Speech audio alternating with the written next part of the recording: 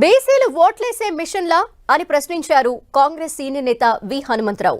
ఖమ్మం జిల్లాలోని 7 అసెంబ్లీ స్థానాల్లో ఒక్క సీటును కూడా కాంగ్రెస్ పార్టీ బీసీలకు ఇవ్వలేదని ఆవేదన వ్యక్తం చేశారు.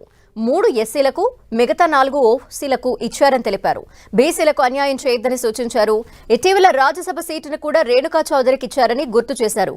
కనీసం ఖమ్మం ఎంపీ సీటును అయినా బీసీలకు ఇవ్వాలని కోరారు. ఢిల్లీలో రాహుల్ గాంధీ చెప్పేదొకటి, రాష్ట్రంలో జరుగుతున్నది మరొకటి అని చెప్పారు. చూడండి, ఖమ్మంలో న్యాయం చెప్పాలంటే 4 సీట్లు ఎస్సీ ఎస్టీలకు పోయినాయండి. 3 మిగిలినాయి. 3 కూడా అప్పర్ క్లాస్ తీసుకున్నారండి.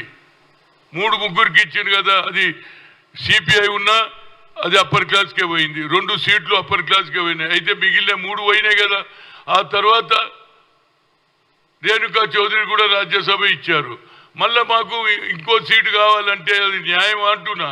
అంటే ఆడ ఖమ్మంలో బీసీలు లేరా అని నేను అడుగుతున్నా. బీసీలు పుట్టలేదా అని నేను అడుగుతున్నా. బీసీ సంఖ్య ఉన్నదా లేదా దానికి ఆలోచన చేయమని కోరుతున్నా. ఇంతకంటే నేనేం చెప్తా? నాకే కావాలి, మాకే కావాలంటే మేమందరం ఓట్లేసే మిషన్లమా? రాహుల్ గాంధీ చెప్పేది ఒకటి, మరి ఇక్కడ జరుగుతుంది. వాళ్ళలో కూడా మార్పు రావాలి.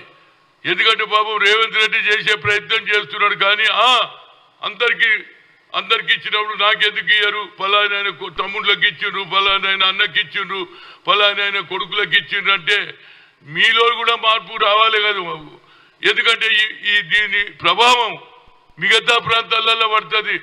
అరే, ఖమ్మంలో 7 సీట్లు ఉంటే 1 సీటు కూడా బీసీలకి ఇవ్వకపోతిరి, ఒక ఎమ్మెల్యేకి ఇవ్వకపోతిరి, ఆఖరికి ఎంపీ అంటే అది కూడా ఇవ్వకపోతే అక్కడ ప్రజలు దీని ఎఫెక్ట్ మిగతా దాంట్లో కూడా పడుతుంది. నేను అనేది ఏంటంటే